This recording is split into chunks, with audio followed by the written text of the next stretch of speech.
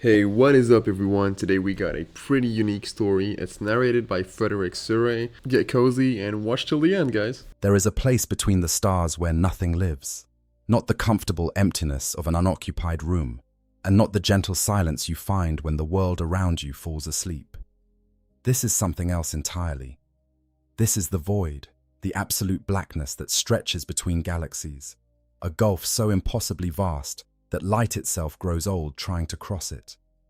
There is no warmth here, no sound, no anchor for the mind to cling to. What if you could somehow stand in the middle of this expanse and look in any direction? You would see nothing at all, just an endless ocean of perfect, suffocating darkness that makes the depths of space within our own galaxy feel positively crowded by comparison. And yet, something is out there. Something has always been out there, drifting through that immeasurable dark, like a thought without a thinker, like a hunger without a mouth. It moved slowly at first, as conserving what little energy it had left after devouring everything it could find in whatever place it called home, or whatever served as a home before even that was consumed down to the bedrock and the dust. It crossed distances that would take the human mind centuries to properly comprehend. Distances measured not in light years, but in millions of them. It engulfed so enormous that entire civilizations could rise and fall and crumble to nothing in the time it took this thing to drift from one island of stars to the next. The Tyranids did not find the void. They became a part of it. They surrendered themselves to its emptiness, entered a hibernation so profound that it blurred the line between sleep and death, and trusted in something deeper than instinct, something older than memory, to carry them forward through that unending night. What they found out there in the dark between galaxies is a question that has haunted the scholars and strategists of the Imperium of man for centuries. A question that carries with it implications so terrifying that even the most hardened inquisitor would rather not dwell upon the answer for too long. Because the Tyranids did not emerge from that void unchanged. They did not simply drift through the darkness and arrive on the doorstep of our galaxy as they had left the last one. As something happened out there in the black, in those millions of years of frozen silence, something that shaped the greatest biological threat the Milky Way has ever known into the utterly alien, utterly relentless force of consumption that now gnaws at the galaxy's edges like teeth working at bone. This is the story of what the Tyranids found in the void, and why it matters to every single living creature that calls this galaxy home. So settle in, get comfortable. Now let the world around you grow quiet, and listen.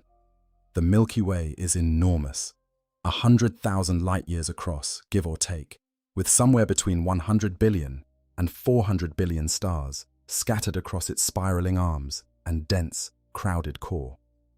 The distances within our own galaxy are staggering enough that the Imperium of man, with all its technology and all its psychic might, still struggles to communicate reliably from one side to the other. Ships are lost in the warp. Messages arrive decades after they were sent, if they arrive at all. Entire worlds can go silent for centuries before anyone notices, swallowed by whatever local catastrophe happened to find them first. But the distances between galaxies make all of that look trivial. The nearest major galaxy to our own, the one the people of ancient Terra used to call Andromeda, sits roughly 2.5 million light years away. That is not a journey, that is an abstraction. Even light, the fastest thing in the known universe, takes 2.5 million years to make that crossing. At the speed most Imperial vessels travel through real space, without the benefit of warp travel, the journey would take far longer than the entire recorded history of human civilization. It would take longer than the existence of the human species. It would take longer, perhaps, than the existence of life on ancient Terra itself. And the Tyranids crossed it.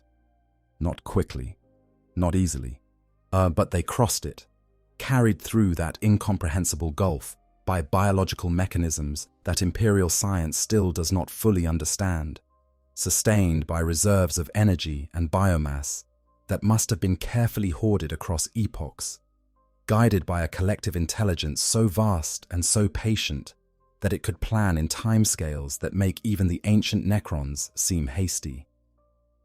The question that haunts the void itself. It's the question that keeps the most brilliant minds of the Ordo Xenos awake in their cold metal chambers aboard the ships of the Inquisition is deceptively simple. Why? Why would any living thing, no matter how alien, no matter how driven by hunger, willingly throw itself into the abyss between stars? Why would any species abandon whatever galaxy spawned it and commit to a crossing that would take tens of thousands of years at a minimum, or with no guarantee of finding anything edible on the other side? There are theories, of course. There are always theories. The scholars of the Imperium love their theories almost as much as they love their dogma. And when it comes to the Tyranids, the theories tend toward the apocalyptic. Some believe the Tyranids consumed everything in their home galaxy, stripped it clean of every organic molecule, and then threw themselves into the dark because the alternative was starvation and extinction. Others speculate that the Tyranids have done this before, not once or twice, but hundreds or even thousands of times, hopping from galaxy to galaxy across the history of the universe like locusts moving from field to field, leaving nothing but barren stone and empty atmosphere in their wake. According to some sources within the lore, the Tyranids may have consumed as many as 1,000 galaxies before setting their attention on our own. 1,000 galaxies. Each one containing billions of stars and trillions of worlds. Each one potentially home to civilizations that rose and flourished and built monuments to their own brilliance before the swarm came and reduced it all to raw biological material, to fuel for the next crossing, the next consumption, the next step in an endless march across the cosmos. And then there is the third theory, the one that nobody really wants to think about for too long. The theory that the Tyranids are not simply driven by hunger, are not just following the biological imperative of a species that has outgrown its food supply. The theory that something else pushed them out of their home, something that frightened even the great devourer into fleeing across the void between galaxies. Something worse than the Tyranids. Something that makes the hive mind look like a minor nuisance by comparison. If that theory is true, well, then the galaxy's problems are far larger than anyone currently realizes. But for now, let us focus on what we know, what the lore tells us with reasonable certainty. Let us begin at the moment when the void stopped being empty and started being dangerous. Let us begin with a signal that should never have been sent. During the darkest hours of the Horus Heresy, yes, when the Imperium of man was tearing itself apart in a civil war that would reshape the galaxy for the next 10,000 years, a device called the Pharos sat buried inside a mountain on the world of Sotha. The Pharos was not a human creation. It was far older than that. A piece of technology built by an ancient alien civilization that the people of the 41st millennium would eventually identify as the Necrons. Its purpose was deceptively simple. It functioned as a kind of psychic lighthouse, and a beacon that could guide ships through the turbulent currents of the warp to safe harbor, much like the Astronomicon that the Emperor of Mankind projected from the Golden Throne on distant Terra. But the Pharos was weaker than the Astronomicon, smaller in scope, and more limited in reach. If the Astronomicon was a great lighthouse blazing on a cliff above a storm-tossed sea, the Pharos was more like a lantern hanging in the window of a cottage. Enough to guide a traveler home, perhaps, but not bright enough to attract attention from very far away. Or so everyone thought. The Primarch Roboute Guilliman, Lord of the Ultramarines, and the greatest strategist the Imperium had ever produced, discovered the Pharos and put it to use. Cut off from Terra by the massive warp storm known as the Ruin Storm, unable to send or receive messages through the seething chaos of the Immaterium, as Guilliman used the Pharos as a beacon to rally the scattered loyalist forces of the Eastern Galaxy to his newly declared Imperium Secundus, his backup plan for the survival of humanity should the Emperor fall. It was a brilliant move, tactically speaking. The Pharos drew in lost ships and scattered legions, giving them a destination when all other navigation had become impossible. But brilliance, as the galaxy has demonstrated time and again, often comes with consequences that nobody anticipates. When the Night Lords, those cruel and merciless sons of the traitor Primarch Conrad Kurz, learned of the Pharos and its capabilities. They launched an assault on Sotha to claim the device for themselves. The battle was fierce and desperate, loyalist defenders throwing themselves against the wave after wave of traitor marines, with the kind of grim determination that only total desperation can produce. And in the end, when it became clear that the Night Lords could not be defeated by conventional means, a warrior named Barabbas d'Antioch made a choice that would echo across the millennia. He overloaded the Pharos. The resulting psychic detonation was catastrophic on a local level, scattering the Night Lord's fleet and saving Sotha from immediate conquest. But the blast did not simply dissipate after achieving its tactical objective. Psychic energy does not behave like a conventional explosion, yes, expanding outward in a neat sphere and then fading to nothing. This was something else entirely, a scream in a frequency that no human ear could detect, a burst of empathic energy that rippled outward through the warp and through real space simultaneously, passing through the galaxy like a shockwave through water. And it kept going, past the outer spiral arms, past the dim and scattered stars of the galaxy's fringe, past the very edge of the Milky Way itself, out into the void, and out into the dark between galaxies, where nothing should have been listening, but something was. In the epilogue of the novel Pharos by Guy Haley, the 34th book of the Horus Heresy series, we are given a brief and utterly chilling glimpse of what happened next. Far out in the intergalactic void, impossibly distant from the battle that had just concluded on Sotha, something stirred. In organisms that had been locked in frozen hibernation for untold millennia, began to register the psychic signal. Reflexive biological sensors, designed to detect exactly this kind of stimulus, began to process and analyze the incoming data. And then, slowly, ponderously, with the terrible patience of something that has all the time in the universe, the sleeping giant began to change course. The Tyranid hive fleet, drifting through the void in a state of near-death suspended animation, and turned toward the Milky Way. Think about what that means for a moment. The signal from the Pharos, a device that was relatively modest compared to the Astronomicon, reached across the intergalactic void and was detected by organisms floating in the absolute emptiness between galaxies. The hive fleet was not close. By some estimates, based on the timing of their eventual arrival and reasonable assumptions about their travel speed, as the Tyranids were roughly 100,000 light-years from the galaxy's edge when the Pharos fired. Already that is an almost incomprehensible distance, but it becomes even more staggering when you consider that the hive fleet was not simply drifting aimlessly. It was in hibernation, its energy reserves carefully rationed, its biological processes reduced to the absolute minimum necessary to maintain structural integrity in the vacuum of space. And yet, or even in that state of near-death dormancy, the hive mind was still listening, still waiting, still hungry. That single burst of psychic energy from the Pharos was enough to wake it. Enough to give it a direction. Enough to set in motion a chain of events that would, roughly 10,000 years later, bring the most devastating alien invasion in the history of the Milky Way, crashing down upon the eastern fringe.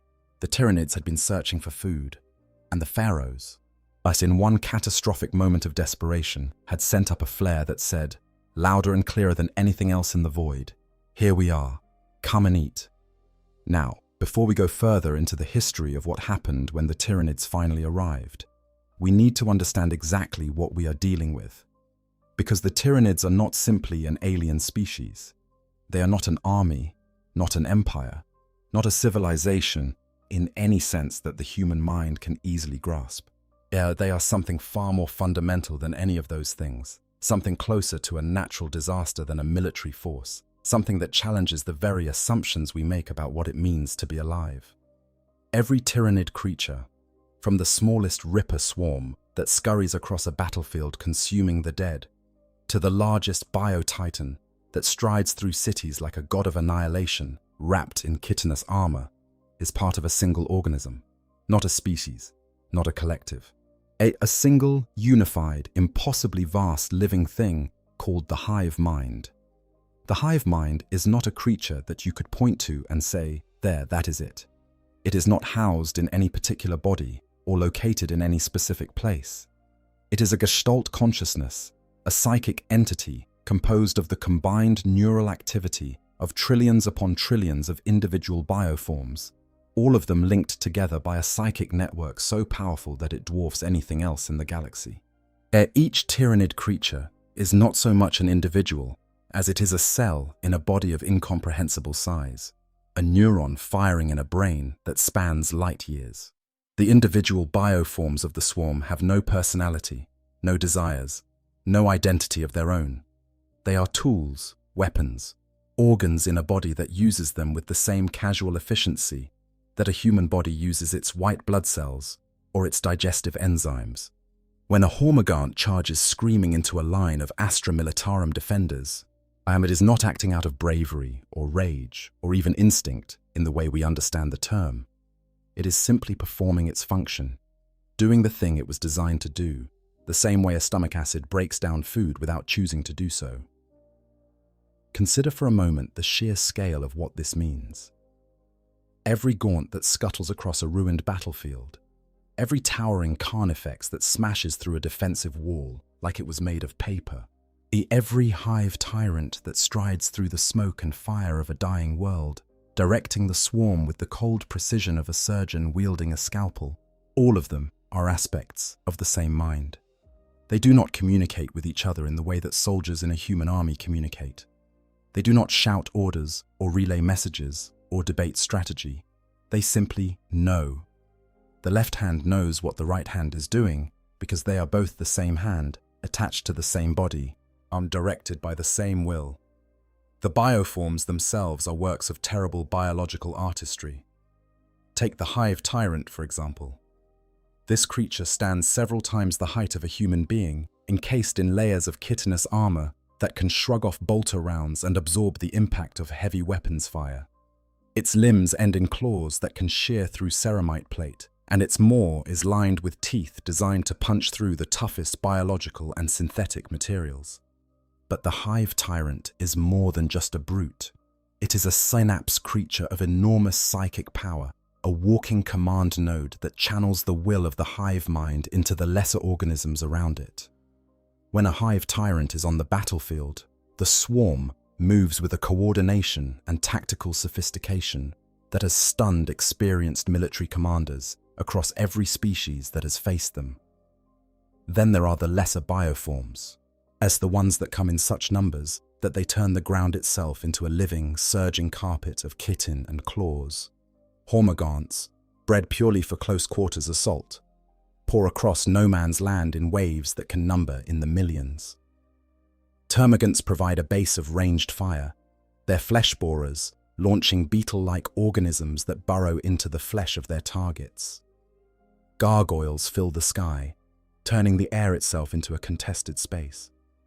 And beneath the earth, Trigons and Raveners tunnel through rock and soil, erupting behind defensive lines to strike from unexpected directions. Every one of these organisms was engineered for a specific purpose, and every one of them is expendable. The hive mind does not mourn its losses. It does not hesitate to sacrifice millions of organisms to achieve a tactical objective. Individual bioforms are no more important to the hive mind than individual blood cells are to a human body. They are produced, deployed, consumed and recycled with an efficiency that makes even the most callous imperial general seem sentimental by comparison. The creatures known as carnifexes deserve special mention because they illustrate the Tyranids' capacity for targeted biological engineering with particular clarity. These massive organisms, sometimes called living battering rams, come in dozens of different configurations. Yet some are equipped with enormous crushing claws that can tear open the hull of a Lehman Russ battle tank. Others sport bioplasma weapons that can melt through meters of fortified rockcrete. The Screamer Killer variant, perhaps the most infamous, generates a sonic attack from specialized organs in its throat that can shatter bone and pulp internal organs at close range. Each variant was not evolved through natural selection. Each was designed and engineered by the Norn Queens to fill a specific tactical need identified by the hive mind. And the Norn queens themselves are perhaps the most important organisms in the entire Tyranid ecology. These colossal creatures, housed in chambers hundreds of meters tall within the largest hive ships, are the reproductive engines of the hive fleet. They do not simply produce offspring, they create them, designing each organism from the genetic raw material available, and incorporating useful traits harvested from consumed species, and birthing creatures that are perfectly adapted to whatever challenge the hive mind currently faces. Kill a Norn queen, and you cripple the hive fleet's ability to reproduce and adapt. But reaching a Norn queen means fighting through the most heavily defended spaces in the entire fleet, past layers of warrior organisms and biological defense systems that would make a Space Marine fortress seem poorly guarded by comparison. But the process of planetary consumption is itself a horrifying demonstration of biological efficiency that deserves a closer look. When a hive fleet arrives in a system and begins its assault, the invasion follows a pattern that xenobiologists have come to call the tyrannoforming process. It begins with the first wave of warrior organisms making planetfall, dropped from orbit inside living drop pods called mycetic spores. These initial forces engage the defenders, testing their strength and cataloging their capabilities while the main fleet positions itself in orbit. As the ground war rages, the hive ships begin releasing vast clouds of biological spores into the atmosphere. These spores carry microorganisms that begin breaking down the planet's ecosystem at the molecular level, digesting vegetation, contaminating water supplies, and filling the air with toxins that weaken the defenders and kill the planet's native wildlife. Now, the atmosphere itself begins to change, growing thicker and warmer as the Tyranid organisms reshape it to suit their own biology. Once resistance has been sufficiently weakened, the consumption phase begins in earnest. Ripper swarms, small and voracious organisms numbering in the billions, spread across the planet's surface like a living carpet, consuming every scrap of organic matter they can find. Larger organisms called haruspexes and exocrines break down structures and fortifications, not because the materials are useful, but because they need to reach the organic matter trapped beneath or within them. The planet's oceans are not spared either. Specialized aquatic bioforms consume marine life and break down organic compounds dissolved in the water. As all of this biomass is consumed, it is channeled upward. The Tyranid organisms carry it to collection points where it is processed and converted into a thick, nutrient-rich organic slurry. This slurry is then pumped into massive capillary towers, biological structures that grow from the planet's surface and extend into the upper atmosphere, where the material is transferred to the waiting hive ships in orbit. The hive ships absorb this biomass and use it to fuel their own biology, grow new organisms, and prepare for the next phase of the invasion. By the time the process is complete, the planet is dead. Not just lifeless, but stripped bare. The surface is reduced to rock and dust. The oceans are empty. The atmosphere, thin and devoid of oxygen, provides no shelter for anything that might try to return. The world is not conquered. It is consumed, hollowed out like the shell of a fruit that has been eaten from the inside. And then the fleet moves on to the next world, and the next, and the next. This is what makes the Tyranids so fundamentally terrifying and so fundamentally different from every other threat the galaxy faces. You cannot negotiate with the hive mind, because it does not recognize other forms of intelligence as being truly alive. You cannot frighten it, because fear serves no evolutionary purpose for a being that treats individual organisms as expendable cells. You cannot reason with it, because its reasoning is so alien, so removed from anything that a human brain can process, that attempting to make contact with it has driven every psyker who has tried to the brink of madness or beyond. As Chief Librarian Tigurius of the Ultramarines is believed to be the only agent of the Imperium to have touched the hive mind and retained his sanity. This is a psyker of extraordinary power, a warrior whose mental discipline is among the finest in the galaxy, and even he describes the experience in terms that suggest he only barely survived it. The hive mind is not just vast, it is incomprehensible. It thinks in patterns and paradigms that have no equivalent in human cognition. To peer into it is to stare into an intelligence that has been consuming and assimilating the neural patterns of alien civilizations for millions, possibly billions of years. Every species the Tyranids have ever devoured, every brain they have ever dissolved and absorbed, every thought pattern and survival strategy and creative solution that any living creature has ever developed, all of that is in there somewhere, or folded into the colossal library of genetic memory that the hive mind carries with it from galaxy to galaxy. And it is always hungry. The hive mind directs its forces through specialized organisms known as synapse creatures. These are the larger, more psychically potent bioforms that serve as relay points for the hive mind's will, transmitting its commands to the lesser creatures around them and maintaining the coherent behavior of the swarm. Hive tyrants, Tyranid warriors, zoanthropes, as the more recently observed neurotyrants, all of these serve as nodes in a vast psychic network that allows the hive mind to coordinate billions of individual organisms across an entire planet's surface simultaneously. When a synapse creature is killed, the lesser bioforms in its vicinity lose their connection to the hive mind and revert to base animal behavior, feeding, fleeing, or attacking whatever is nearest without any of the tactical coordination that makes the swarm so deadly. While this is one of the few weaknesses the Imperium has been able to exploit, and even this weakness is temporary, the hive mind has demonstrated the ability to adapt and compensate for the loss of synapse creatures with disturbing speed, redirecting its psychic attention through other nodes, or simply evolving new synapse organisms to replace the fallen ones. The physical bodies of Tyranid bioforms are no less remarkable than their psychic connection. While every organism in a hive fleet is biologically engineered for its specific purpose, grown in the bubbling organ vats of massive creatures called Norn queens that reside deep within the largest hive ships. These Norn queens are the reproductive heart of the hive fleet, interpreting the will of the hive mind and translating it into biological reality. If the hive mind determines that it needs a creature capable of burrowing through ferrocrete fortifications, the Norn Queen will design one.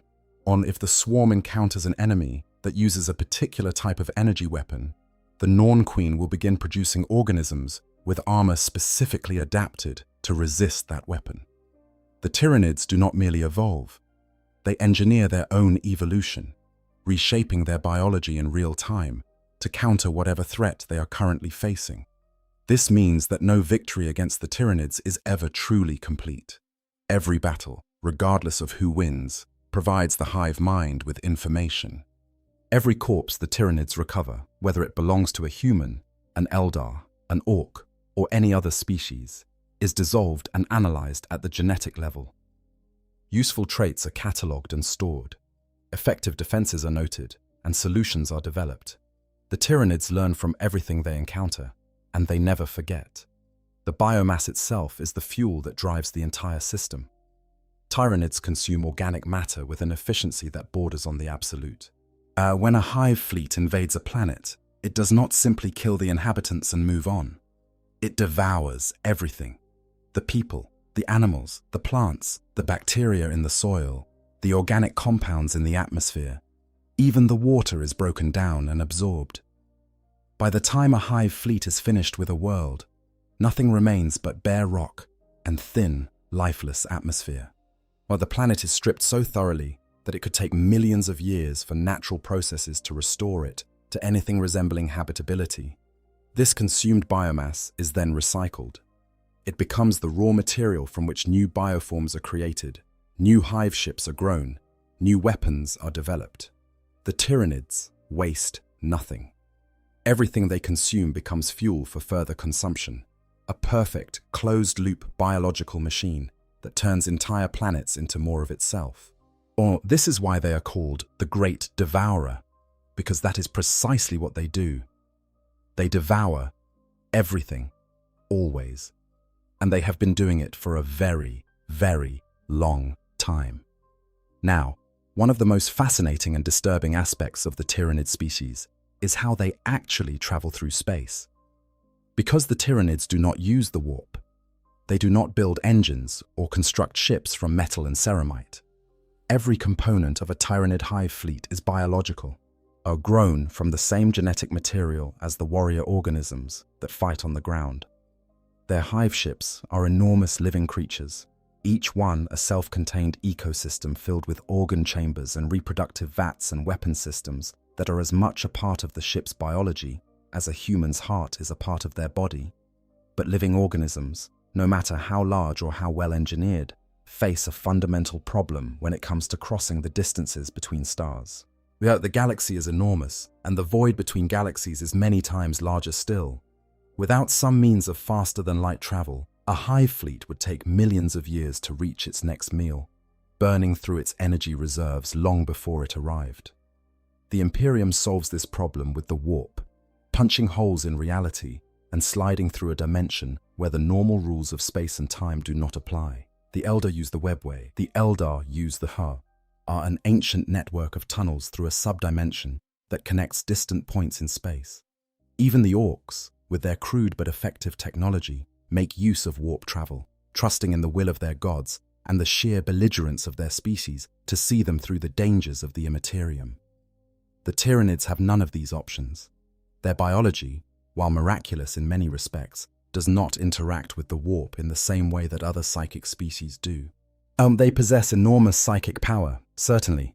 The hive mind itself is one of the most potent psychic presences in the galaxy, but they do not use that power to create warp rifts or navigate the Imperium.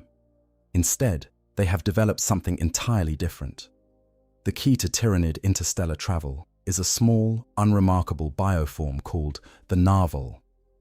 Compared to the massive hive ships and the towering biotitans, the narval is almost laughably unimpressive.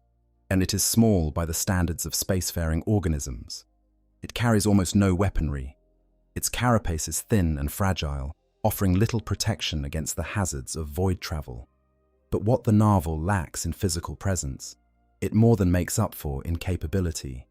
The narval possesses a cluster of monofilament spines along its bow, sensory organs of extraordinary sensitivity that can detect and interpret a vast range of gravimetric and electromagnetic signals. Using these sensors, while the narval can detect the gravitational signature of a planetary system from incredible distances, far beyond the range of anything the Imperium's most advanced detection equipment can manage. But detecting a distant star system is only half of the narval's function. The truly remarkable thing, the thing that makes the narval essential to every Tyranid hive fleet, is what it does with that gravitational information. Through some process that Imperial science has never been able to fully explain, the narval harnesses the gravity of the target star system and uses it to create what can only be described as a corridor of compressed space-time, a tunnel through the fabric of reality itself, not through the warp, but through real space, folding the distance between 2 points until it becomes something that a hive fleet can cross in a reasonable time frame. This is faster than light travel without the warp. It is not as fast as a properly navigated warp jump, but it is infinitely more reliable.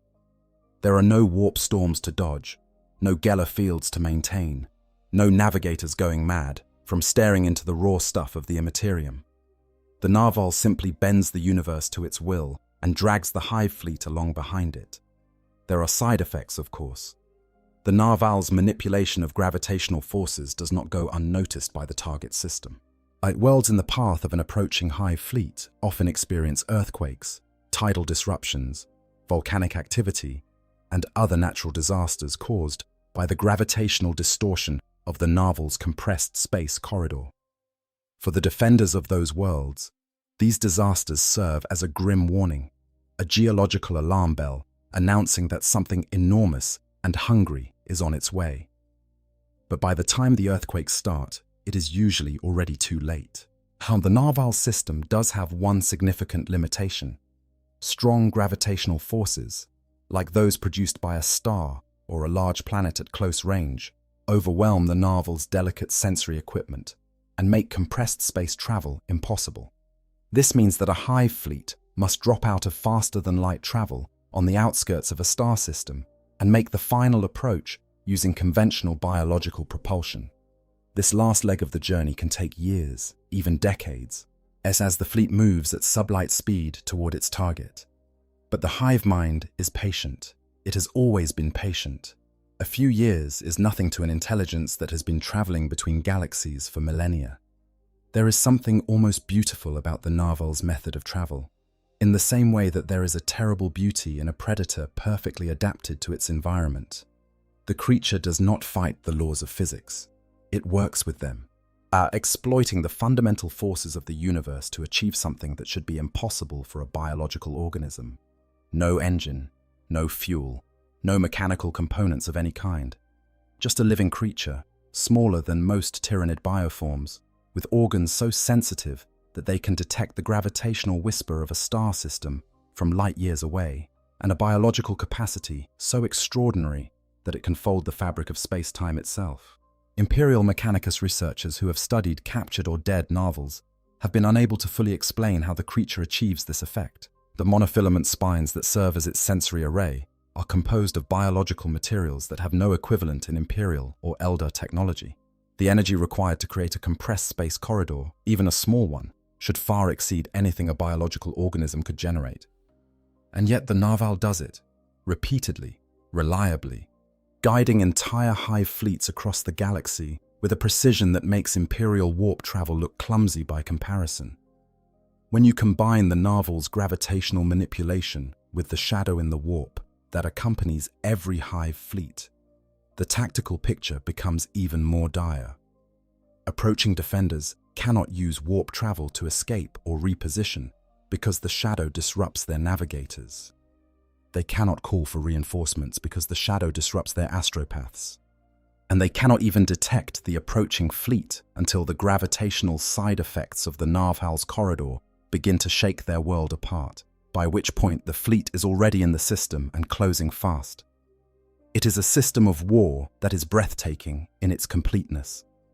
Every aspect of the Tyranid approach has been optimized over millions of years of evolution and consumption, refined through encounters with civilizations that no longer exist, as polished by the processing power of a mind that spans galaxies.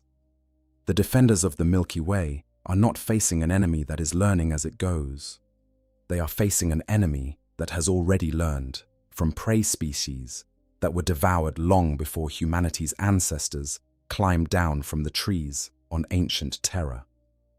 The question that gnaws at the minds of Imperial xenobiologists and Mechanicum researchers alike is how the Tyranids manage the crossing between galaxies. Within the Milky Way, the narval has plenty of gravitational sources to latch onto. Stars and planetary systems scattered across the galactic disk provide a near-continuous chain of waypoints. But in the intergalactic void, there are no stars, no planets, no gravitational anchors for the narval to use. Just millions of light-years of empty space with nothing in it at all. How did they do it? How did they cross that impossible gulf without the very mechanism that makes their interstellar travel possible? And nobody knows. It is one of the great unanswered questions of Tyranid xenobiology. Perhaps the narval's capabilities are greater than Imperial scientists currently estimate, capable of reaching across distances so vast that they strain the boundaries of what should be physically possible. Now, real quick, I just want to take a second here to give you my personal take on all of this, because honestly, the more I researched for this video, the more it messed with my head. Out of every faction in 40k, the Tyranids are the ones that genuinely unsettle me the most, and I think it comes down to this. Every other villain in this setting wants something you can understand. Chaos wants your soul. The Necrons want their empire back. Even the Orcs just want a good fight. But the Tyranids, they don't even acknowledge that you exist as a thinking being. You're just calories to them, you're raw material, and that complete indifference, that total absence of malice or mercy or anything recognizable as emotion, that's what keeps me up at night. It is cosmic horror done right. But anyway, let's go back to the video now. Perhaps the Tyranids possess other biological mechanisms for intergalactic travel that have never been observed because they are only deployed in the void, where no Imperial observer has ever been. Perhaps the crossing took so long that speed was irrelevant. The hive fleet drifting in frozen hibernation at sublight speeds for millions of years, sustained by carefully hoarded reserves of biomass, waiting for gravity to do the work that biology could not. Or perhaps the Tyranids found something out there in the void, something that helped them make the crossing. Something that does not appear in any Imperial record, because nobody has ever gone looking for it. We will return to that possibility later. For now, let us talk about what happens when the Tyranids arrive, because their physical presence is only part of the horror. Before a single claw touches the surface of a world, before the first mycetic spore plunges through the atmosphere trailing fire and acid, the Tyranids announce their arrival in a way that is, in many respects, more devastating than anything their warrior organisms can inflict. It is called the shadow in the warp. The hive mind is a psychic presence of staggering power, the combined psychic output of trillions of Tyranid organisms, all linked together in a single vast network, produces a distortion in the warp that defies easy description. Imagine the warp as an ocean, its surface churning with the thoughts and emotions and desires of every psychic creature in the galaxy. Now imagine something being dropped into that ocean, and something so massive and so psychically dense that it creates a dead zone around it, a region where the water itself seems to stop moving, where the currents die and the surface goes flat and still. That is the shadow in the warp, a psychic dead zone that radiates outward from a hive fleet for light years in every direction, smothering all warp-based communication and travel within its radius. When the shadow falls over a system, astropaths are the first to notice. Their carefully trained minds, attuned to the subtle currents of the Imperium, are suddenly overwhelmed by a wall of psychic static, a billion alien thoughts scratching at the inside of their skulls like insects trapped behind glass. Some go mad, some fall into comas from which they never wake. Some die outright, their brains hemorrhaging as the weight of the hive mind's presence crushes their fragile human psyches like paper in a fist. Navigators fare no better. The subtle perception of the warp that allows them to guide ships through the Imperium is blinded by the shadow, leaving them effectively sightless in a dimension where sightlessness means death. Ships attempting to enter the warp within the shadow's radius are thrown wildly off course, or worse, dumped back into real space with catastrophic force. Ships already in the warp when the shadow falls find their journeys disrupted, and their carefully plotted courses rendered meaningless by the sudden absence of the navigational landmarks they rely upon. The practical result is total isolation. Any world caught within the shadow in the warp is cut off from the wider Imperium as completely as if it had been sealed inside a box. No messages can be sent, no reinforcements can be called, no help is coming. The defenders are on their own, as trapped with the knowledge that something terrible is approaching and the certainty that nobody else will know until it is far, far too late. But the shadow in the warp does not only affect psychers and navigators. Even ordinary humans, people with no psychic ability whatsoever, feel its effects. A creeping sense of dread settles over entire populations, a nameless anxiety that grows stronger as the hive fleet draws closer. People become irritable, paranoid, prone to sudden outbursts of violence or despair. Suicide rates climb. Civil order begins to break down. By the time the first Tyranid organisms make planetfall, the world they are invading has often already begun to tear itself apart from the inside. For psychically sensitive species like the Elder, the shadow is even worse. The Craftworld Elder, whose entire civilization is built upon their connection to the warp and whose souls are literally at stake in their relationship with the Imperium, experience the shadow as something close to spiritual death. The silence it brings is deafening to them, a void where there should be the constant singing of the psychic winds that have accompanied their race since its birth. Perhaps most disturbing of all is the suggestion, debated endlessly among Imperial scholars, that the shadow in the warp may not be an accidental byproduct of the hive mind's psychic presence. Some theorize that it is deliberate, as a weapon deployed with calculated precision to isolate and soften up prey worlds before the physical invasion begins. If this is true, then the hive mind is not merely powerful, it is strategic. It understands the role that psychic communication plays in the defense of human space, and it has developed a specific countermeasure to neutralize it. Either way, the result is the same. By the time the Tyranids arrive in force, the world they are invading is already wounded, already frightened, as already alone. And then the real horror begins. The first Tyranid hive fleet to reach the Milky Way was designated Behemoth by the Imperium, named in the tradition of assigning the appellations of great beasts from ancient Terran mythology to newly identified alien threats. Behemoth arrived in the galaxy around 745 of the 41st millennium, and it hit the eastern fringe like a hammer blow. The first world to feel its touch was an ocean planet called Tyran, an obscure research outpost maintained by the Adeptus Mechanicus that had the terrible distinction of being directly in the hive fleet's path. The small research station detected the approaching fleet and managed to send a fragmentary distress signal before the shadow in the warp closed around the system like a fist. An Adeptus Mechanicus Magos named Varnak recorded a final data log documenting what he observed before the end. Observations that would later prove invaluable to the Imperium's understanding of the Tyranid threat. The planet Tyran was consumed utterly. Every trace of organic life was stripped away, from the microscopic organisms in the ocean depths to the research team themselves. When Imperial investigators eventually reached the system, they found nothing but bare rock and empty water. It was Inquisitor Cryptman of the Ordo Xenos who first pieced together what had happened. And analyzing the data recovered from Tyran's final transmissions, Cryptman named the alien species after the world where they had first been encountered, the Tyranids. It was a name that would become synonymous with extinction. Hive Fleet Behemoth did not pause after consuming Tyran. It plunged deeper into the galaxy with the directness and ferocity of a predator that has spotted its prey and sees no reason for subtlety. World after world fell before it. Oculus, a moon-sized observation station, it was devoured along with its crew.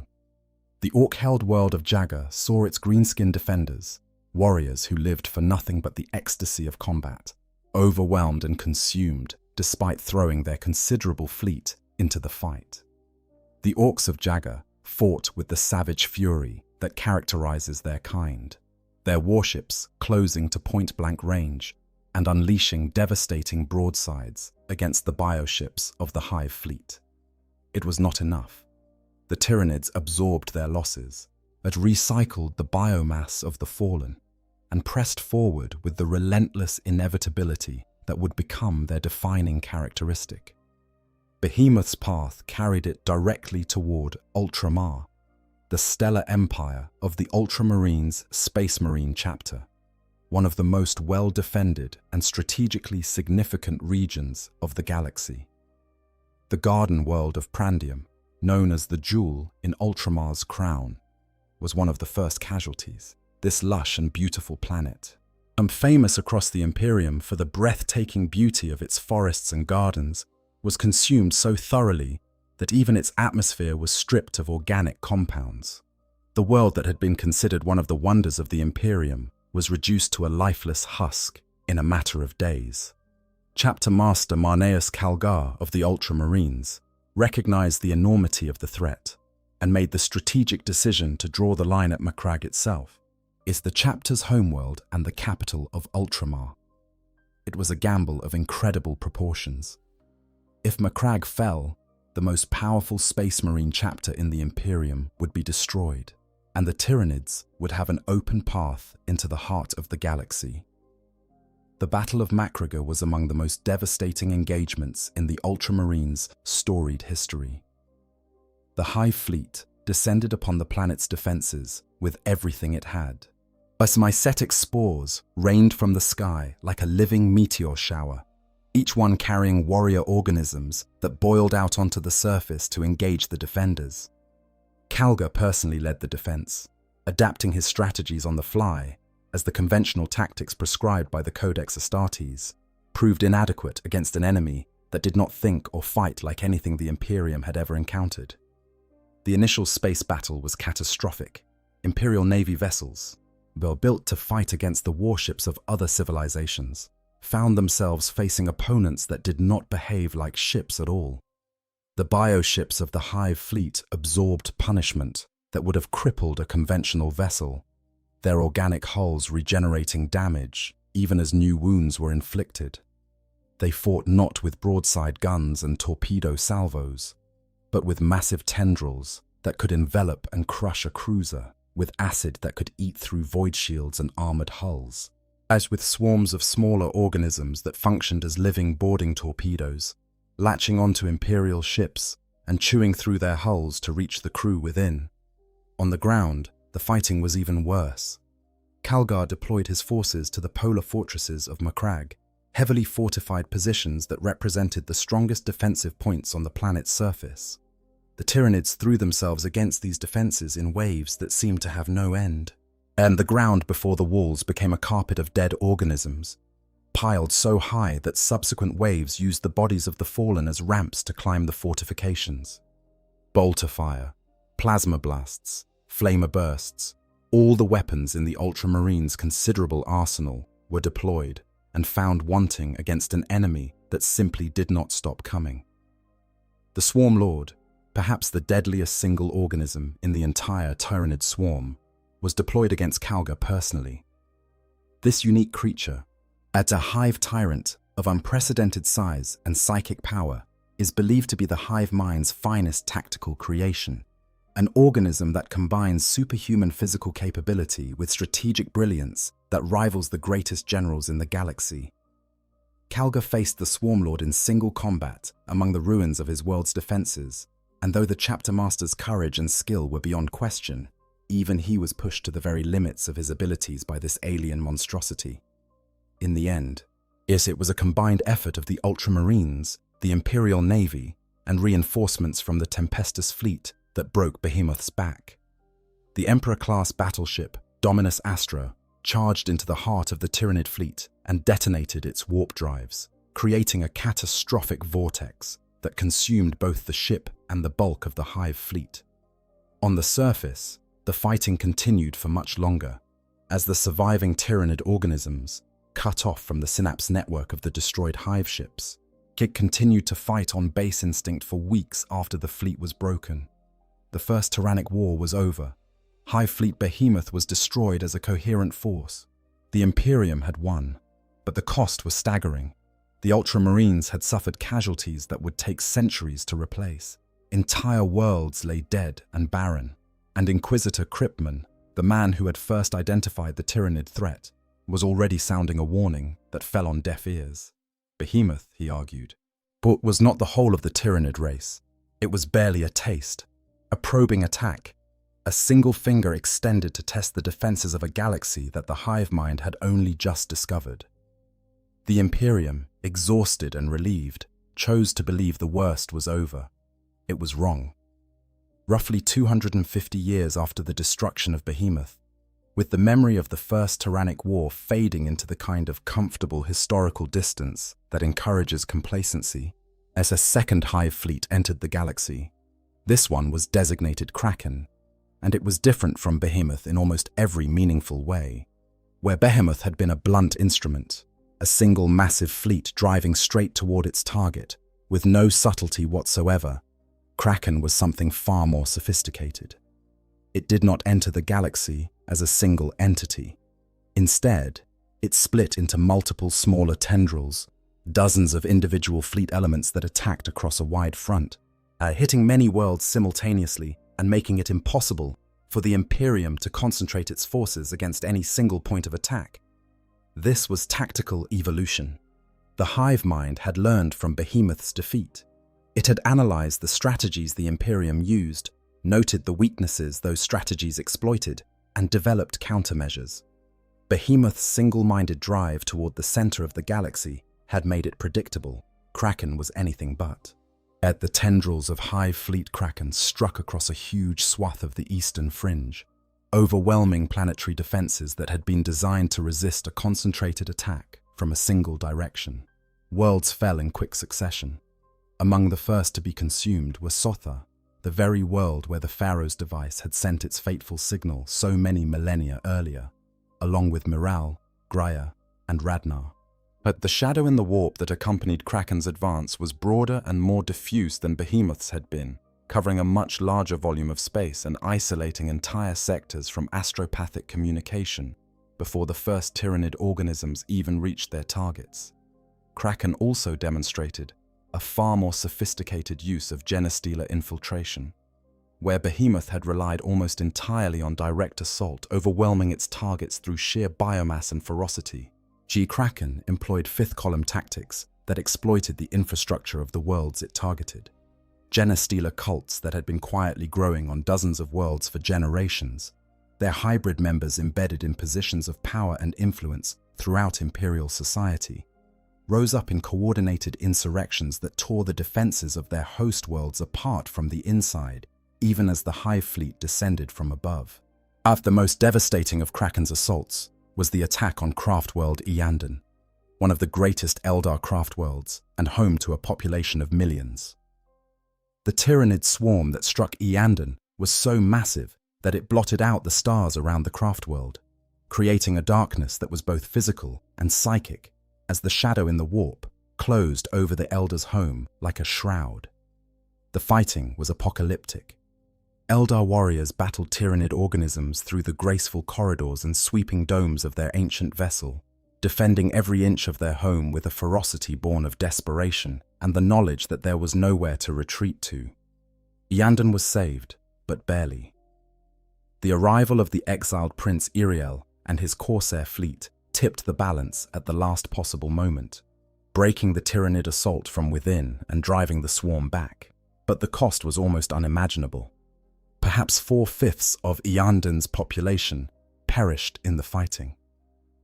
The craft world that had once been among the most populated and powerful of its kind was reduced to a ghost ship, its halls echoing with the memories of the dead, its surviving inhabitants forced to call upon the spirits of their fallen ancestors, sealed within spirit stones, to continue defending what little remained.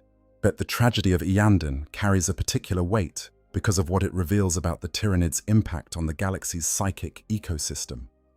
The Elder Dead were not simply lost. Their spirit stones, the carefully crafted gems that captured the souls of fallen Eldar and protected them from being consumed by the chaos god Slaanesh, were shattered or consumed by the billions along with everything else. Those souls were not saved. They were not recycled into the infinity circuit that serves as the craft world's spiritual backbone. They were simply gone, devoured by the hive mind, along with the physical biomass of their hosts. For a species that measures its wealth in the preserved experiences and wisdom of its ancestors, the loss was incalculable. The emotional and strategic impact of Kraken's assault rippled across the galaxy for decades afterward. It demonstrated, beyond any reasonable doubt, that the Tyranids were not a singular event that had been dealt with at Macragge. They were an ongoing existential threat, one that was growing more sophisticated and more dangerous with each new incursion. The fact that Kraken's tendrils came from multiple directions simultaneously suggested that the hive mind was coordinating its forces across distances of thousands of light years, as a feat of psychic communication that defied easy explanation and terrified the strategists who contemplated its implications. The Second Tyrannic War eventually ended with the combined efforts of the Ultramarines, fighting under Calgar once again at the Battle of Ikar IV, and the Eldar of Iyanden breaking the back of Kraken's major tendrils. But the splinter fleets that had been shed by the Hive fleet continued to operate independently across a wide area, consuming worlds and growing in strength. Imperial analysts began to suspect that Kraken's true purpose had never been conquest in the conventional sense. It had been reconnaissance, a galaxy-wide probe of Imperial defenses, testing for weaknesses, cataloging responses, learning the tactics and capabilities of every faction it encountered. If that was true, then the hive mind had accomplished exactly what it set out to do. It now knew the taste of the galaxy's defenders, at their strengths and their weaknesses, their predictable behaviors and their points of failure. It would use that knowledge in the assault that was to come. Less than 5 years after the defeat of Kraken, the galaxy received its most terrifying wake-up call yet. A third hive fleet, designated Leviathan, entered the Milky Way from a direction that nobody had anticipated, and in numbers that dwarfed anything that had come before. Leviathan did not approach from the eastern fringe, as Behemoth and Kraken had done. Instead, it skirted beneath the galactic plane, coming up from below in a vast enveloping movement that caught the Imperium's defenders completely off guard. The galaxy's defenses were oriented to face threats from the rim, from the directions that the previous hive fleets had used. Leviathan struck from below, passing under the established detection networks and defensive lines as though they did not exist. The scale of Leviathan was almost beyond comprehension. Where Behemoth had been a single massive fleet and Kraken had been a collection of fast-moving tendrils, Leviathan was both and more. Its forces advanced on a broad front that covered vast stretches of the Ultima Segmentum, splitting into two enormous jaws that closed around entire sectors and cut them off from reinforcement before the defenders even understood what was happening. Inquisitor Cryptman, the same man who had identified the Tyranid threat decades earlier, was among the first to recognize the pattern. He implemented what he called the Cryptman census, burning out dozens of astropaths in a desperate effort to contact worlds across every fringe of the Imperium and map the extent of the invasion. The picture that emerged was horrifying. Leviathan was not simply attacking the galaxy, it was surrounding it. Cryptman's response was as controversial as it was effective. He ordered a cordon of worlds to be evacuated and subjected to exterminatus, the deliberate destruction of entire planets, to create a dead zone that would deny the Tyranids the biomass they needed to sustain their advance. The strategy worked, at least temporarily, but the cost in human life was staggering, and Cryptman was stripped of his title and expelled from the Inquisition for what many considered to be the greatest act of genocide committed by the Imperium since the Horus heresy. Even after his disgrace, Cryptman continued to work against the Tyranid threat. As in perhaps his most audacious and morally questionable move, he captured a brood of Genestealers from an infested space hulk and deliberately released them on worlds within the Orc Empire of Octarius. His reasoning was simple, if brutally pragmatic. The Orcs of Octarius were a massive concentration of biomass that would inevitably attract the Tyranids. By luring Leviathan into a conflict with the Orcs, Cryptman hoped to pit the galaxy's two most destructive Xenos species against each other and weaken both. The Octarius War that followed was a conflict of almost unimaginable scale and savagery. Orcs and Tyranids clashed across dozens of worlds in a spiral of escalating violence that fed both species.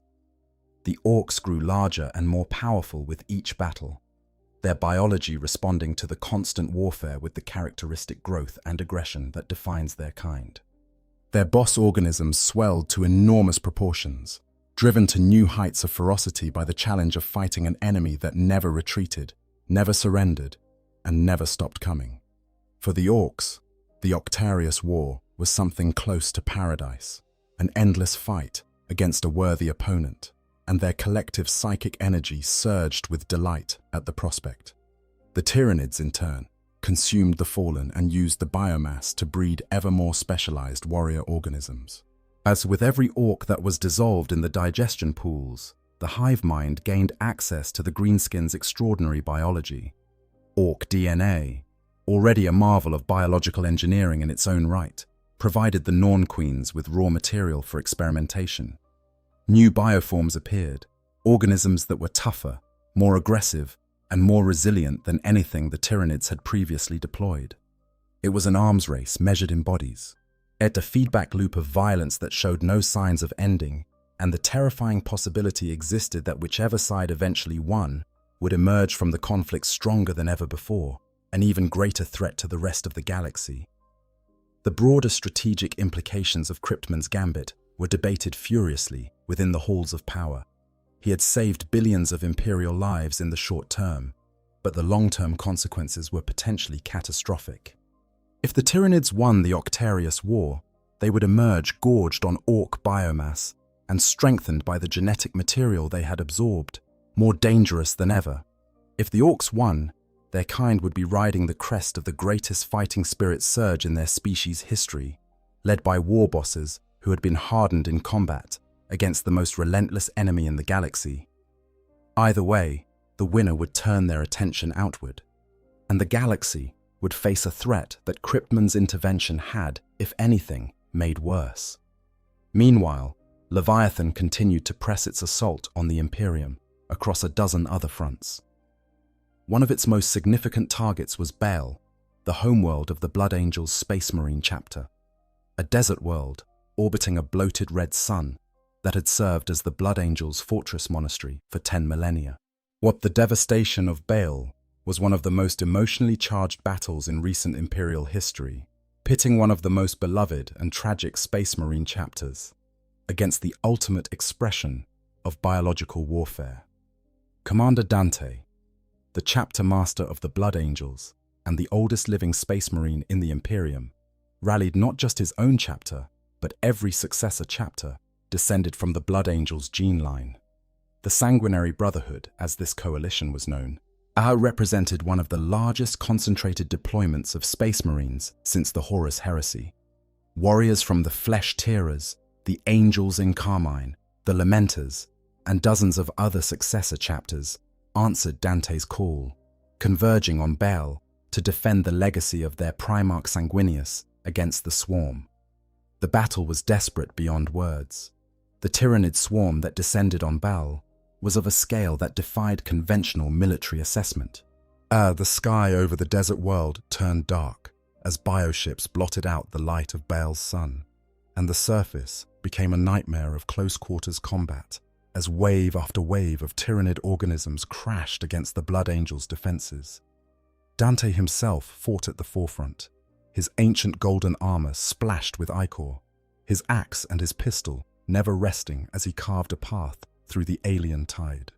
Salvation came from an unexpected quarter when demonic forces of Khorne, led by the bloodthirster Kabanda, intervened, not out of any desire to save the Blood Angels, but out of a possessive hatred that refused to let the Tyranids claim kills that the Blood God considered rightfully his. Kabanda had a long and bitter history with the Blood Angels, having personally slain hundreds of their number during the Horus Heresy, and the Bloodthirster considered the Blood Angels his prey and his alone. Yet the arrival of demonic legions tore into the Tyranid swarm from an entirely new angle, creating chaos within the alien forces' ranks that even the hive mind struggled to account for. The subsequent opening of the Great Rift scattered much of Leviathan's forces, hurling hive ships into warp storms and disrupting the hive mind's coordination across a wide area. The galaxy itself seemed to convulse, yet the psychic scream of the Great Rift's birth reverberating through every dimension and shaking the foundations of reality. For the Tyranids, who do not travel through the warp, and whose connection to the Imperium is filtered through the alien lens of the hive mind, the Great Rift was not the existential spiritual catastrophe that it represented for other species, but the physical disruption it caused, tearing apart bioships and scattering fleet formations, was devastating nonetheless. But Leviathan was not defeated, not truly. It was delayed, scattered, forced to regroup and adapt, and when it returned, it would be more dangerous than ever. Before the hive fleets arrive, before the shadow in the warp falls and the bioships darken the sky, something else happens, something quieter, something that is, in its own way, far more insidious than a direct military assault. The Genestealers come first. A Genestealer is a Tyranid bioform designed for one specific purpose: infiltration. These creatures are the advanced scouts of the hive fleets, the vanguard organisms that are seeded onto target worlds decades, sometimes centuries, before the main fleet arrives. They are fast, terrifyingly intelligent for a Tyranid organism, and possess a unique biological mechanism that makes them perhaps the most dangerous form of subversion the galaxy has ever known. Or when a Genestealer reaches a populated world, it does not simply begin killing. That would be crude, inefficient, and ultimately counterproductive. Instead, it hides. It lurks in the dark places of a world, the underhives, the mining tunnels, the forgotten maintenance corridors of hive cities, and it waits. When it finds a suitable host, a human, usually, though other species can serve, it subdues them and implants them with Tyranid genetic material using a specialized organ called an ovipositor. the victim does not die. Instead, they are fundamentally altered at the genetic level, their mind placed under the subtle psychic influence of the Genestealer. They return to their normal life, unaware that anything has changed, carrying within them the seeds of their world's destruction. When they reproduce, their children are hybrids, creatures that are part human and part Tyranid. But the first generation of hybrids is obviously alien, with elongated skulls, extra limbs, and other visible mutations that must be hidden from the broader population. But with each subsequent generation, the hybrids become more human in appearance, until the fourth generation can pass as ordinary Imperial citizens, indistinguishable from their uninfected neighbors. These hybrids form the core of what is known as a Genestealer cult. They worship the Genestealers as divine beings, and often cloaking their devotion in the trappings of legitimate Imperial religion. They call the approaching hive fleet the Star Children, or the Divine Ones, believing that their arrival will bring about a transcendent experience of unity and enlightenment. The cult infiltrates every level of society, placing its members in positions of authority and influence. The military, the government, the merchant guilds, the labor unions, the ecclesiarchy itself. Nothing is immune to their patient, or insidious corruption. The generational cycle of a Genestealer cult is a masterwork of biological subversion that plays out across decades. The first generation of hybrids, the children of those originally infected by the patriarch, are obviously alien. Their skulls are elongated and ridged. Their arms often end in clawed appendages. Their skin has a greyish or purplish cast that marks them as unmistakably inhuman. These first-generation hybrids must be hidden away in the cult's underground warrens, kept out of sight of the broader population until they are needed for battle.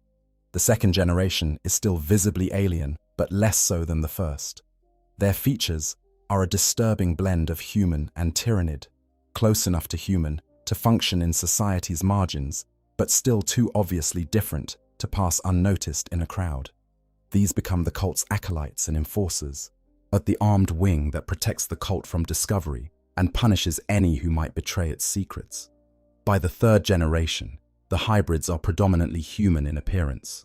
They are pallid, yes, and hairless, with a strangeness about their features that might be passed off as the result of malnutrition or exposure to industrial toxins, both common enough conditions in the depths of an Imperial hive city that nobody looks twice. These third-generation hybrids are the cult's foot soldiers and laborers, the neophytes who do the grunt work of infiltrating factories and mines and military depots, stockpiling weapons and resources for the day of reckoning. The fourth generation is the most insidious of all. These hybrids are, to all outward appearances, completely human. They can pass any inspection, hold any position, marry into any family without raising suspicion. They are the cult's sleeper agents, as embedded in the highest levels of government and military command, waiting patiently for the signal to betray everything they have sworn to protect. Their genetic code carries the taint of the Tyranid, but it is hidden so deeply that only the most thorough and invasive testing could detect it. And in the paranoid, bureaucratic machinery of the Imperium, such testing is rarely performed until it is far too late, and then, in the fifth generation, the cycle completes itself. But the children born to fourth-generation hybrids are not hybrids at all. They are pure strain Genestealers, full Tyranid organisms that are physically indistinguishable from the original patriarch that started the cycle. These new Genestealers can begin the infection cycle anew on other worlds, spreading through refugee ships, cargo vessels, and military transports to carry the infection across the stars.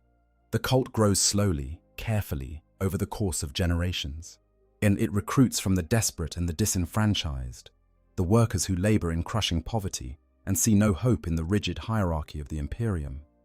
It offers community, purpose, belonging, all the things that the uncaring machinery of Imperial governance fails to provide. By the time the cult reaches its full strength, it can number in the billions. Entire populations can be under its influence without the planetary government suspecting a thing.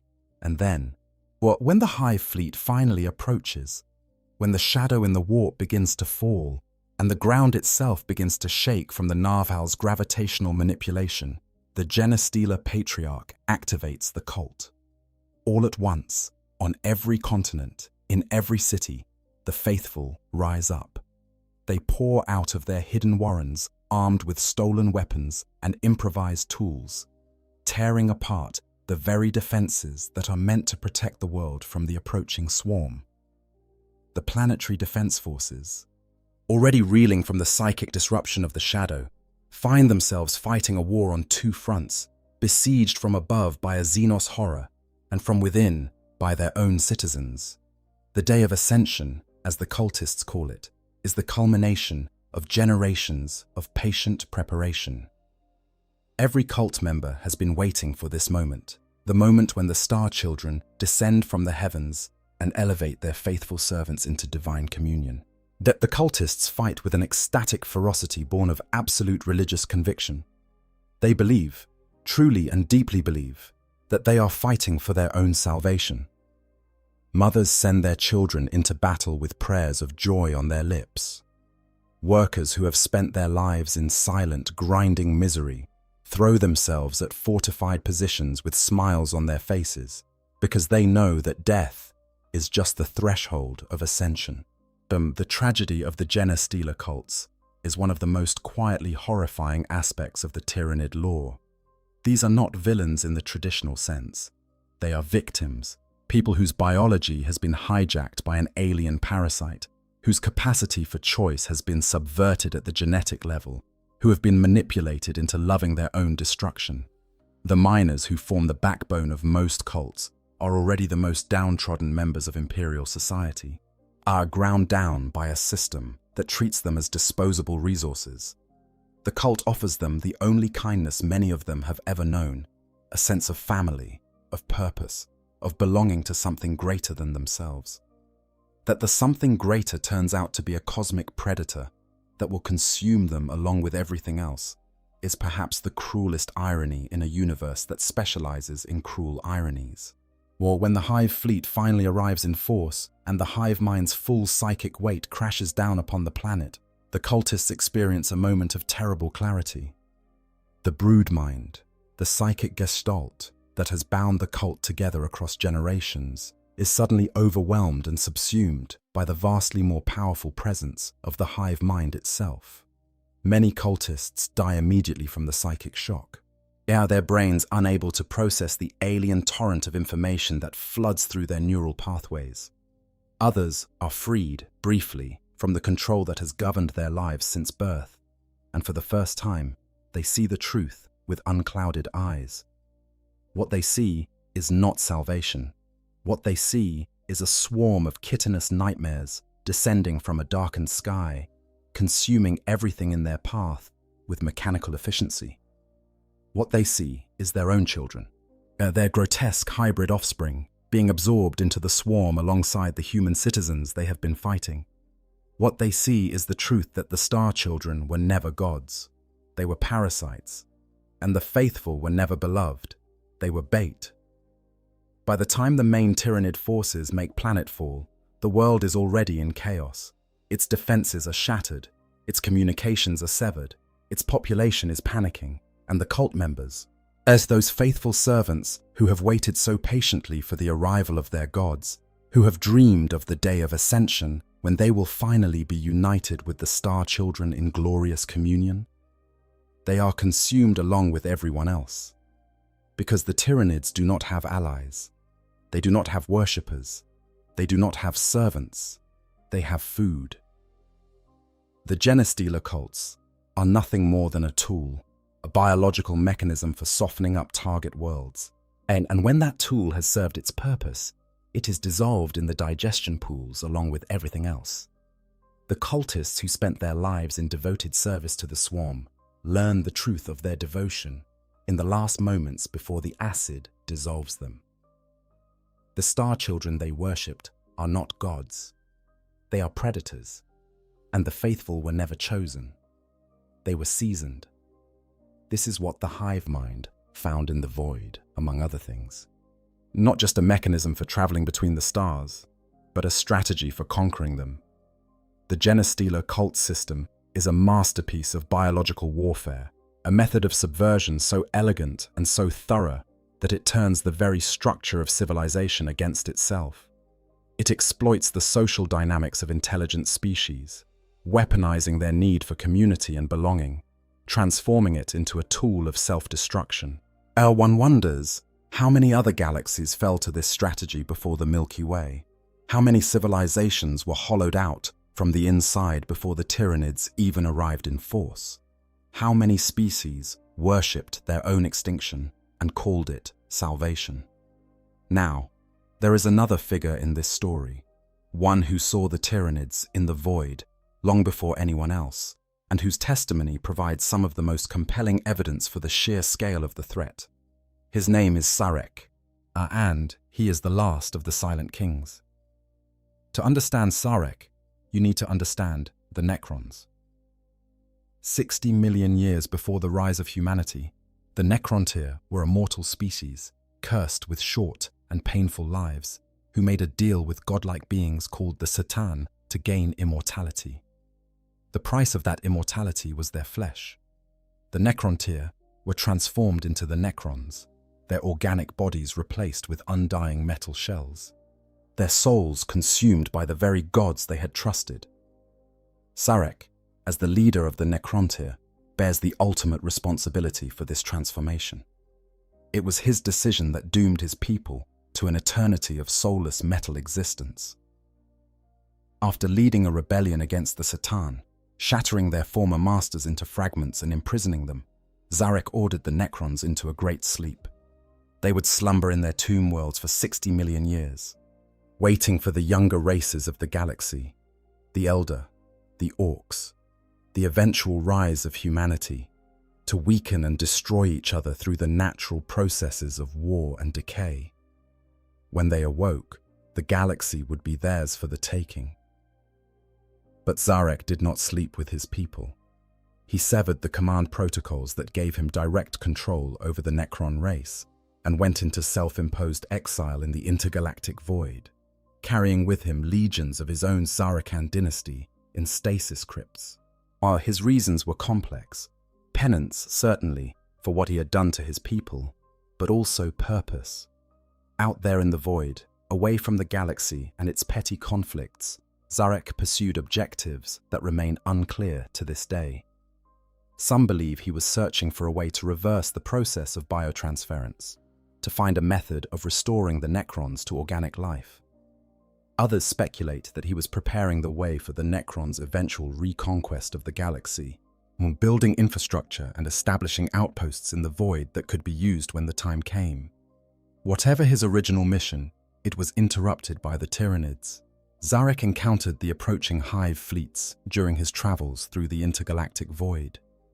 The lore is frustratingly vague about the details of this encounter. We do not know exactly when it happened, or how far from the galaxy Sarek was at the time, or what form the encounter took. Did he observe the hive fleets from a distance, analyzing them with the ancient and powerful sensors of his sepulchral engine? Did he engage them in battle, matching Necron technology against Tyranid biology in a clash that no Imperial eye has ever witnessed? Did he watch, in horrified silence, as the swarm consumed something in its path, perhaps a rogue planet, or the remnants of some long-dead civilization drifting in the void? And what we do know is that Sarek recognized the Tyranids for what they were, an existential threat not just to the galaxy, but to his own people's hopes for redemption. The Necrons' dream of reversing biotransference, of finding organic bodies to house their trapped consciousnesses, and restoring what was taken from them 60 million years ago. But that dream requires living species to serve as potential vessels. If the Tyranids consumed all organic life in the galaxy, there would be nothing left.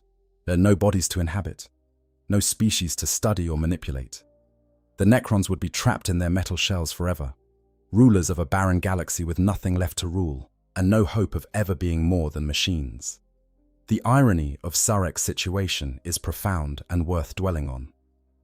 Here is the most powerful Necron in existence, a being who has survived for 60 million years, who carries within his metal shell the complete memory of what it was like to be a living, breathing creature.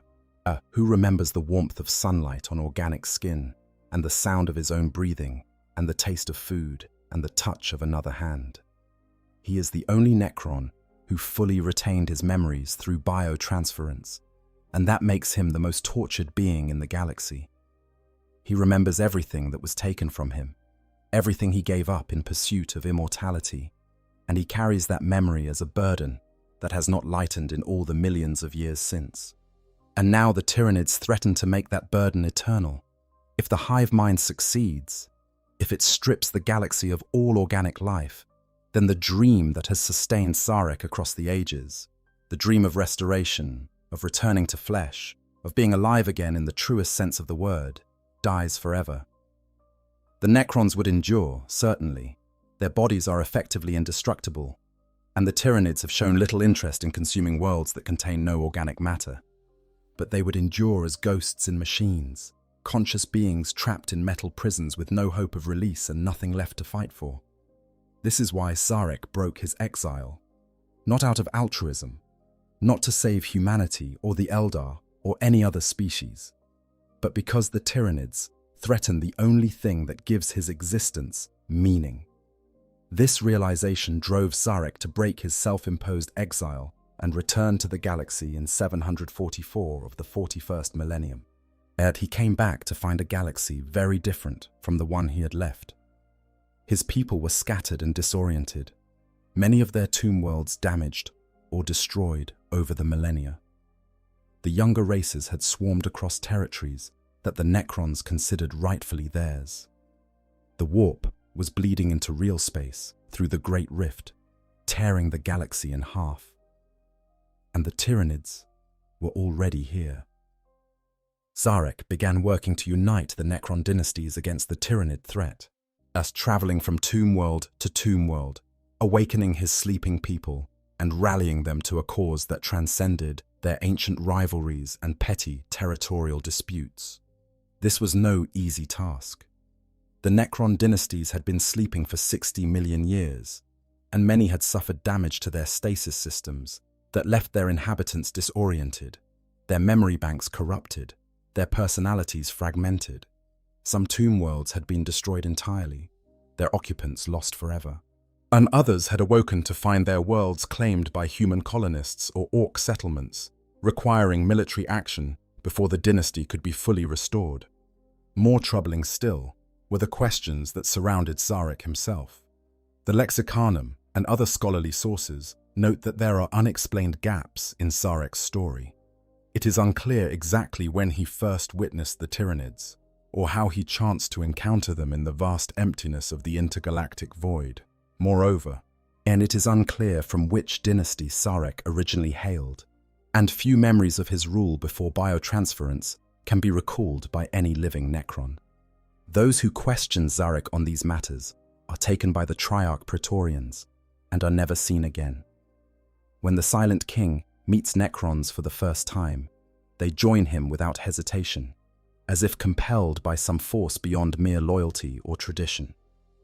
There are hints, in other words, that Sarek is not entirely what he claims to be, thus that the story of his exile and return may be more complicated than the straightforward narrative of penance and redemption that he presents. What really happened out there in the void during those millions of years of solitary travel? What did Sarek encounter besides the Tyranids? What did he do? What bargains did he strike?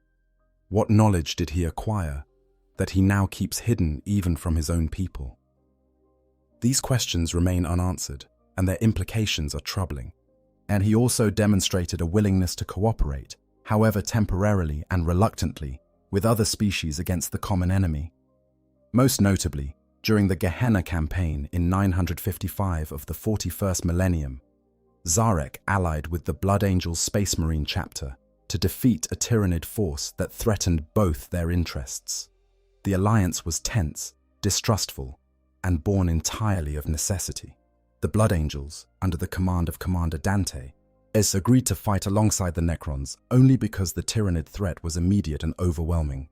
Both sides fully intended to betray the other once the common enemy was defeated, though in the end, the Necrons proved marginally more honorable, ensuring the Blood Angels survived the battle, albeit in a battered and diminished state. There are even tantalizing hints that Zarek had encountered the Primarch Sanguinius during the Horus Heresy, 10,000 years before the events of the Gehenna campaign. If true, this would mean that the Silent King had returned to the galaxy, or at least made contact with its inhabitants, far earlier than generally believed, and that one of the Emperor's own sons was aware of the Tyranid threat millennia before the first Hive fleet arrived. What Zarek found in the void, the sheer scale of the Tyranid threat, the overwhelming numbers of the Hive fleet still approaching, the terrible efficiency of their consumption, fundamentally changed the calculus of the galaxy. The Necrons, who had planned to reconquer the galaxy through patience and superior technology, now faced a race against time. Unite or die. Awaken the tomb worlds. Forge alliances with lesser species if necessary. Do whatever it takes to ensure that the Tyranids do not succeed. Because if they do, there will be nothing left. Not for the Necrons. Not for anyone. The Fourth Tyrannic War began with a silence. Not the silence of peace or rest, but the silence of systems going dark. Deep space satellite arrays that had faithfully transmitted data for centuries suddenly stopped responding. Astropathic choirs that had maintained communication networks across entire sectors fell silent. And on worlds scattered across the Segmentum Pacificus, the farthest reach of the Imperium's western territories, people began to feel the familiar, a creeping dread that no amount of prayer or reason could dispel. Hive fleet Leviathan had returned. This was not the scattered, warp-tossed remnant of the fleet that had been disrupted at Baal and broken apart by the opening of the Great Rift. This was something new, something evolved, something that had spent the intervening years feeding and growing and learning from every failure, every setback, every encounter with the defenders of the galaxy. The Hive fleet that struck the Segmentum Pacificus was organized into three enormous tendrils. The Imperium designated them Hive Fleet Grendilus, Hive Fleet Nautilon, and Hive Fleet Promether, each one a military force of staggering size and capability. The most unsettling aspect of the Fourth Tyrannic War was not the scale of the invasion, though the scale was certainly unprecedented. It was the intelligence behind it. Leviathan struck from the galactic west, and a direction from which no major Tyranid threat had ever come before. The Imperium's defenses were oriented toward the eastern fringe, where all previous Hive fleets had entered the galaxy. The Segmentum Pacificus, far from the established front lines, was comparatively undefended, its military forces already stretched thin by ongoing conflicts with chaos and other threats. This was not accident. This was strategy. The hive mind had analyzed the disposition of Imperial forces across the galaxy, and identified the weakest point in their defenses, and struck there with everything it had. The tendrils moved with a coordination that spoke of intelligence, real intelligence, not the simple instinct-driven behavior that some Imperial scholars had attributed to the Tyranids. They feinted, they maneuvered, they set traps, using two visible tendrils to draw defenders away from the path of a third, hidden tendril that struck at the most strategically vital targets. And the defense of the Bastios subsector became the focal point of the war.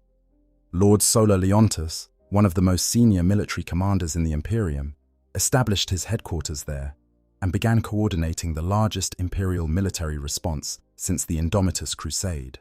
Space Marine chapters from across the galaxy were dispatched to the conflict, including the Ultramarines, whose second company, under Captain Sevastus Acheron, fought a notable campaign in the Residius system. New Tyranid bioforms appeared on the battlefield, organisms that had never been encountered before, each one clearly purpose-bred for this specific conflict. Neurotyrants, massive floating brains wreathed in psychic energy, served as advanced synapse nodes that coordinated entire hive-level assaults with terrifying efficiency. These creatures represented a significant evolution in the hive mind's approach to battlefield command and control. Where previous synapse organisms had been primarily warriors, who happened to also serve a coordination function, the Neurotyrant was designed from the ground up as a pure command organism. Its massive cranium pulsed with psychic energy, powerful enough to liquefy the minds of enemy psychers at considerable range, while simultaneously maintaining synaptic links to hundreds of lesser organisms within its area of influence. Psychophages consumed the dead and converted the biomass into focused psychic napalm that could obliterate entire squads. These grotesque organisms lurked behind the front lines, feeding on the bodies of fallen warriors, both Tyranid and human, and channeling the consumed biological energy into devastating psychic attacks. For the defenders, this meant that even their dead were being turned against them, the biomass of their fallen comrades fueling the very weapons that would kill the survivors. And perhaps most disturbing of all, Norn emissaries, massive organisms designed to infiltrate deep behind enemy lines and eliminate high-value targets, demonstrated a capacity for assassination that suggested the hive mind was learning to target the command structures of its enemies rather than simply overwhelming them with numbers. 3 Norn emissaries managed to infiltrate into the deepest holds of the Bastia subsector's defenses, bypassing security measures that should have been impenetrable and striking at the very heart of the Imperial command structure. The message was unmistakable.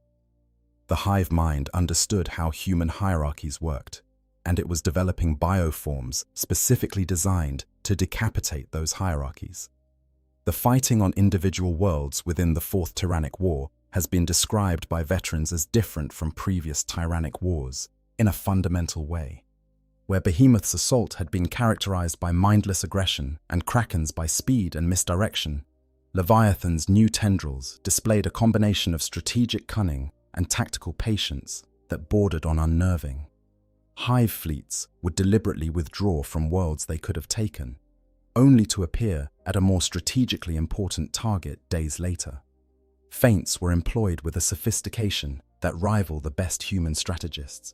Traps were set using decoy biomass signatures that lured Imperial fleets into ambush positions. The hive mind was no longer simply reacting to Imperial defenses, it was proactively dismantling them. The Ultramarines' second company, deployed to the Residia system, found themselves fighting an enemy that seemed to anticipate their every move. Codex-approved tactical doctrines that had served the chapter faithfully for millennia were countered before they could be fully implemented. Yet the Tyranids had studied the Ultramarines.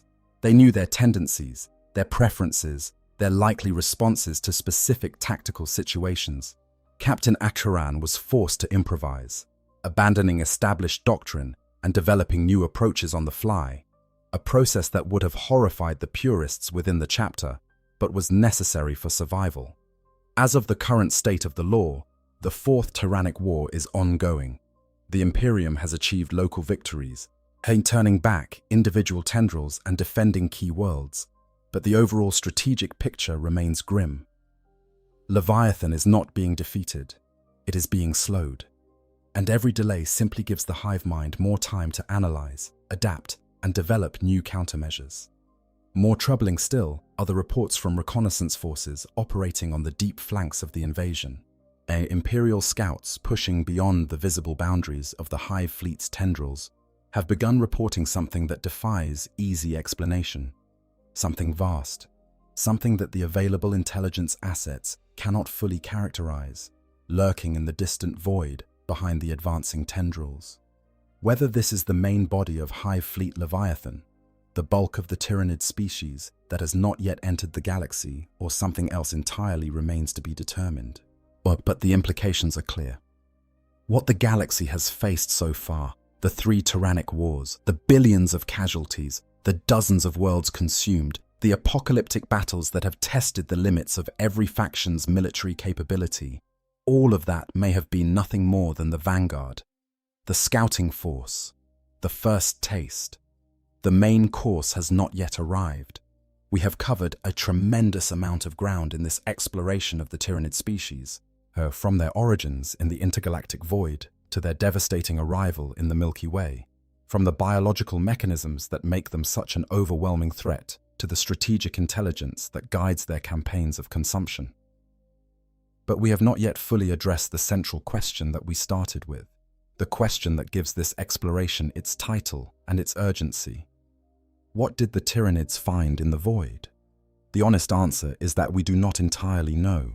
The intergalactic void is the most poorly understood environment in the known universe, a place so vast and so empty that it defies meaningful exploration by any species currently active in the galaxy. The Necrons under Sarek traveled there and returned with warnings about the Tyranid threat, but they have shared little of what else they encountered during their millions of years of exile. The Eldar, with their ancient knowledge and their connections to the webway, yet have legends and prophecies that hint at things dwelling in the spaces between galaxies. But these are vague and metaphorical, difficult to separate from the mythological framework within which the Eldar interpret all things. What we can do is look at the evidence, look at what the Tyranids were before the crossing and what they became after it, and draw some conclusions about what that immeasurably long journey through the dark might have done to them. First, the Tyranids found patience. Yet whatever the hive mind was before it entered the void, the crossing changed it into something capable of thinking and planning on timescales that dwarf anything else in the galaxy. A journey of tens or hundreds of thousands of years through absolute emptiness requires a capacity for long-term strategic thinking that goes beyond mere instinct. The hive mind had to manage its energy reserves across millennia. It had to maintain the structural integrity of its fleet through the ravages of cosmic radiation and micrometeorite impacts, and the simple entropy of biological systems operating without fuel.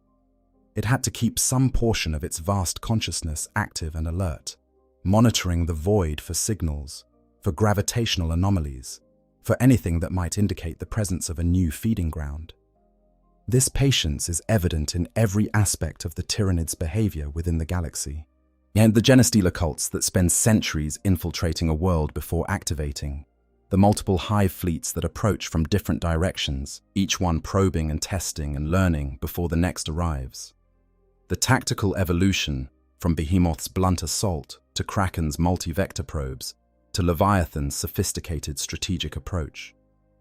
None of this is the behavior of a mindless predator.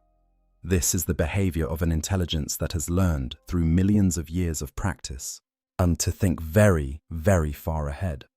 Second, the Tyranids found hunger, not just the biological need for sustenance, which any living creature possesses, but something deeper and more profound. A hunger that transcends the physical, that has become the defining characteristic of the hive mind itself. The void between galaxies is the hungriest place in the universe. There is nothing to eat, nothing to absorb, nothing to sustain a biological organism of any kind. The Tyranids survived that crossing by consuming themselves, cannibalizing the weaker organisms in their fleet to sustain the stronger ones, reducing their numbers to the absolute minimum and entering a hibernation so deep that it blurred the line between life and death. That experience, millions of years of starvation in the most absolute sense of the word, shaped the hive mind into what it is today. An intelligence that is defined by its hunger, that processes the universe through the lens of consumption, that sees every star and every planet and every living creature as nothing more than potential biomass. The Tyranids do not hate their prey. They do not fear their enemies. They hunger. That is all they are, at the deepest level of their being. Hunger, given form and purpose, and an intelligence vast enough to pursue satisfaction across the entire breadth of the cosmos. Third, and perhaps most importantly, the Tyranids found themselves. Or rather, they became themselves. Before the crossing, the Tyranids may have been something different. Perhaps they were a collection of related species, or a biological experiment created by some long-forgotten precursor race, or a natural evolutionary product of whatever galaxy spawned them. We simply do not know, and the Tyranids themselves, lacking any form of culture or communication that we can interpret, cannot tell us. But the void changed them. The immense pressures of the crossing, the need to conserve every scrap of energy, the absolute requirement for perfect coordination across the entire fleet if the species was to survive. All of this drove the development of the hive mind into the incomprehensible Gestalt intelligence that it is today. The individual organisms of the swarm became more specialized. more efficient, more completely subsumed into the collective will. The Norn Queens became more adept at engineering new bioforms from whatever genetic material was available. The synaptic network became stronger, more resilient, more capable of maintaining coherence across vast distances. The Tyranids that entered the void were a species. The Tyranids that emerged from it were something else entirely, a force of nature, a cosmic predator optimized by millions of years of evolutionary pressure into the most efficient biological weapon the universe has ever produced. And there is that third theory, the one that we mentioned earlier and then set aside. The theory that the Tyranids did not simply leave their home galaxy of their own accord. The theory that something drove them out, that something in the void or in the galaxy they left behind was so terrible that even the hive mind chose flight over confrontation. This theory is speculative, drawn more from inference and implication than from direct evidence in the lore, but it has a terrible logic to it. The Tyranids are, by any measure, one of the most powerful forces in the known universe. Their numbers are effectively unlimited, their adaptability is unmatched, and their collective intelligence is capable of coordinating military campaigns across the breadth of a galaxy. But for something to frighten such a species into abandoning its home and throwing itself into the void is a concept that challenges the imagination in the most disturbing way possible. Consider the evidence, circumstantial though it is. The Tyranids approached the Milky Way from multiple directions, with different hive fleets arriving from different points along the galactic rim. Behemoth came from the eastern fringe. Kraken came from a slightly different angle. Leviathan came from below the galactic plane. If the Tyranids had originated from a single nearby galaxy, you might expect them to arrive from roughly the same direction. The fact that they do not has led some scholars to theorize that the Tyranids have consumed multiple nearby galaxies in the local group, approaching the Milky Way from whichever direction they finished their last meal. But there is another explanation.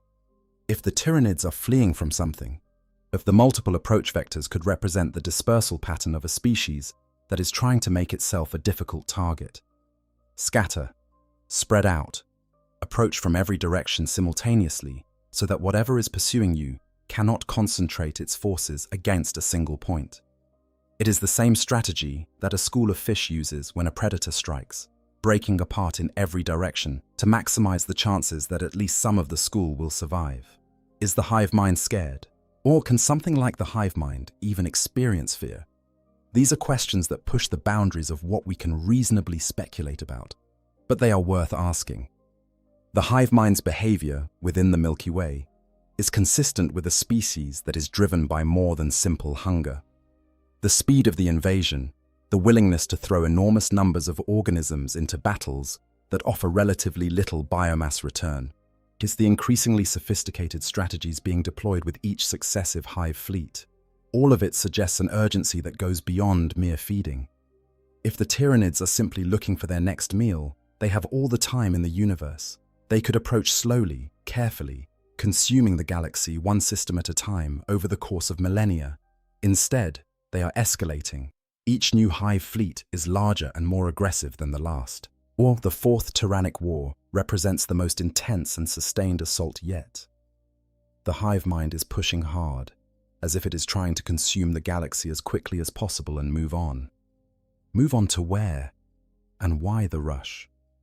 Perhaps the Tyranids are not running from a specific enemy, but from a cosmic event.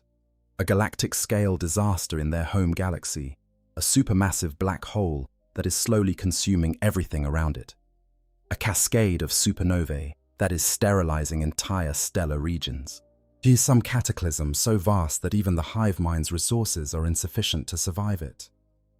In that case, the Tyranids are not refugees in the traditional sense, but evacuees, a species fleeing environmental destruction on a scale that makes planetary extinction look trivial. Or perhaps, as some of the more creative theorists have suggested, the Tyranids were created, engineered by some unfathomably ancient intelligence as a weapon, a tool for consuming galaxies and converting their biomass into something useful. In this scenario, the hive mind is not a natural intelligence, but a programmed one, following directives laid down billions of years ago by creators who may or may not still exist. The implications of this theory are particularly disturbing, because if the Tyranids are a weapon, the question becomes, who are they aimed at? Is the Milky Way the target, or is it simply in the way? Whilst the lore provides no definitive answers to any of these questions, and that ambiguity is by design, the Tyranids are meant to be the ultimate unknown, the threat that cannot be fully understood because it comes from beyond the boundaries of the known universe.